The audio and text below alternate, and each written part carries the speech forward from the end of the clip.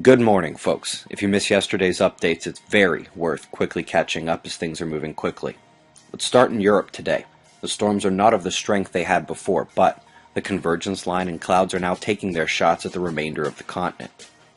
It's that time, folks. We put Australia on notice for storm development about 10 days ago, aiming at post-Christmas for development, and it has begun. We're not at tropical storm level development yet, but this will be the zone of interest to end the week here. Eyes on the Joint Typhoon Warning Center. Kicking to South America, it's happened again. The rainforest has been statistically rainier than before, and the yearly mudslides and flash floods are getting into a groove now, killing dozens of people over the holiday. Lastly, all lows are north here. That's where most of the heaviest snow can be found. I believe some still don't have power from the snowstorms this past week. Let's go to space weather. We went 3 weeks without a gamma burst until this morning. Cosmic ray charts went a little loopy yesterday. It was completely reacting to the solar wind. The non-homogeneous shock came in 2 or 3 pieces.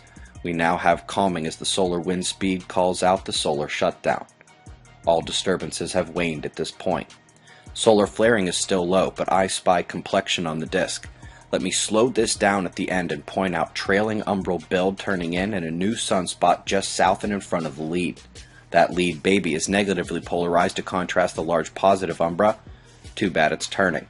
However, a delta spot does appear to have been born this morning in the back. The larger grouping didn't exist yesterday and has bipolarity crammed in there.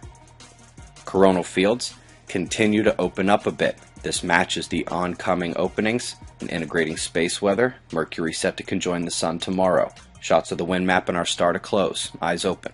No fear, it's 6:45 a.m. Eastern Time, and that's the news. Be safe, everyone.